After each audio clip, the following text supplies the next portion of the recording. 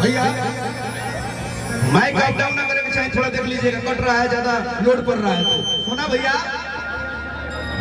सबसे पहले गणेश जी के नाम पे हाथ उठाएं, सब गणेश भगवान की जय। गणेश मंगल करना,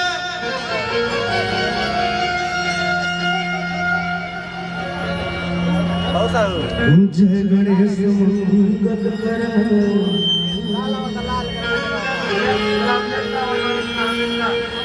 जय गणेश मंगल करना,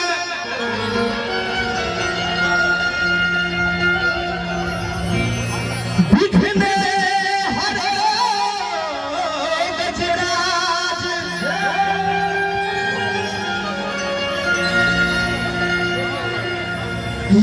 एकदंते करीवन वदना,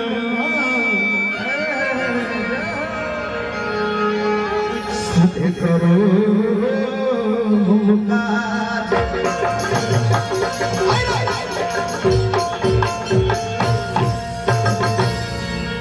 आइए विराजमान देखिए, हमारा औकात ना रहे आप सबके बीच में खड़ा होके के जितना ही मंच पे अनुभव जुटल वाली अशोक बाबा, सभे लयदार मानी तो देव ना तो पत्थर, सिया राम में सब जब जानी करहु प्रणाम जोरी जुगवानी। ये धरती पे जितना नर वालों सब नारायण के स्वरूप बा, ये धरती पे जितना नारी लोग बा माता सीता जी के रूप है। ऐसे सबके हम प्रणाम करते हैं इस मंच पर से, सबे जा गार्जियन बा सबका के गोड़ लगता नहीं, छोट बड़ जे बा सबका के।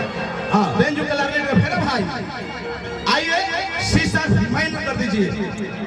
हां हां तभी ये हां हां का हो भैया कीबोर्ड वाले ध्यान दो। एगो गीत बा बड़ी प्यारा से गौलर नहीं, एगो भक्त माई से बहुत तरह का कि माई आवे के कहेलू, जब जाए के कहेलू तो मन दुखी हो जाला। एगो भक्त के भाव बा कैसे कहत रहे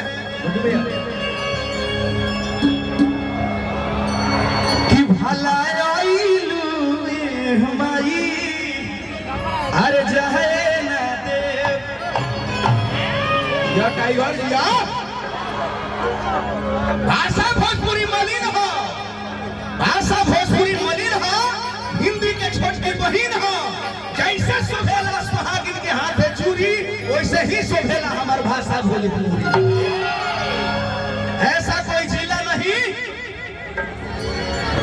भोजपुरियों से हिला नहीं। दीपक दिलदार बहुत अच्छा प्यार आशीर्वाद में स्प्राइट सुनो तो नहीं लोनू भैया खोलिए। ए भैया क्लारनेट के खोला। हम चाहे कि भोजपुरी के लयदार के मसीहा आदरणीय सोना भाई माला के ने भाई माला के ने भाई माला दो, माला के हाला बा एक बार जोरदार ताली बजाइए। हां छोटा भाई नरोत्तम पांडे जी विराजमान है बक्सर से, बाबा विश्वामित्र जी की धरती से।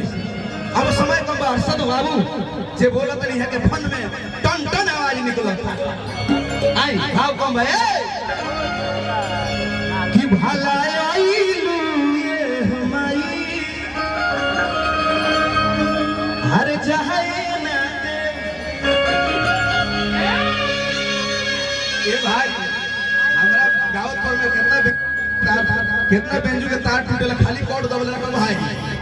हां ठीक है भाई कि रहिया मेरे नदी के काट बिछवाई, अरे मालिन से कोई के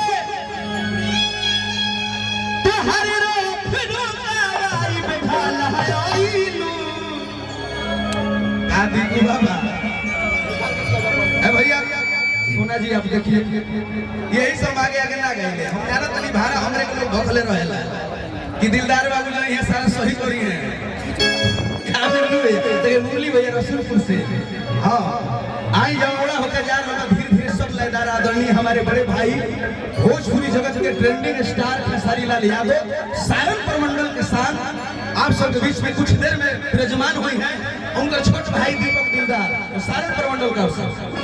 हालांकि लयदार के कोनो घर धरती ना हो, लयदार का जो है घर वो है घर, हमनी के के रहुआ ले भजले के वो पार से हमने दुआ दिया और एक और से ध्यान दे रहे भाई कि रहिया मेरे मनी ये माई हो ध्यान हवा मरते हटा हो जाले ध्यान के नहीं होता ध्यान का वीडियो अपलोड करता नहीं कि रहिया मेरे अपलोड है नहीं करा है वही अपलोड कर के प्यार बिछड़ाई अमालिन से कही के तू हर रात रोकाई भाला आई चाहे अरे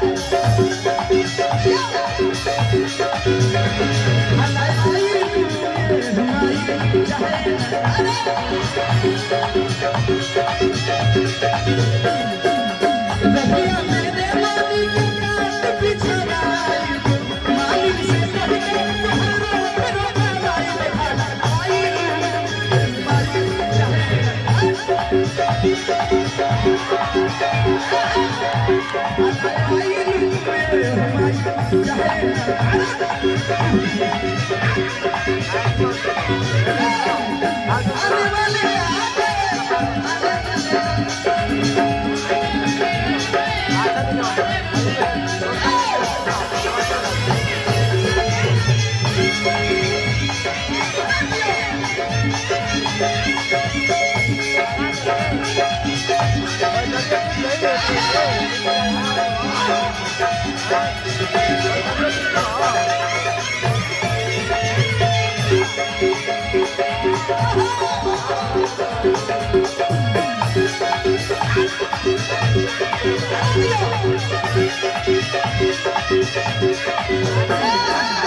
माई कितना लोग हाथ जोड़ते हैं हाथ दिखावे तो दूर वाह कैमरा में फोकस कीजिए माई से कितना लोग पहले हाथ उठावे तो हम मेहरारू से कितना लोग पहले हाथ उठाने रही इधर आइए इधर आइए इधर आइए देखिए हमारे भाई विधानसभा जी जिन्होंने सारे गांव से लेकर के अनगिनत हिट वीडियो देने वाले विधानसभा जी के लिए कुछ सुपर वीडियो डायरेक्टर हमरो वीडियो करे हुए पहले वाला ऐसा बात नहीं शुरुआत तो हमें रही है हां बाद में लोग हैं लेकिन भाव कैसे कि कितना अरे भागवा की मैया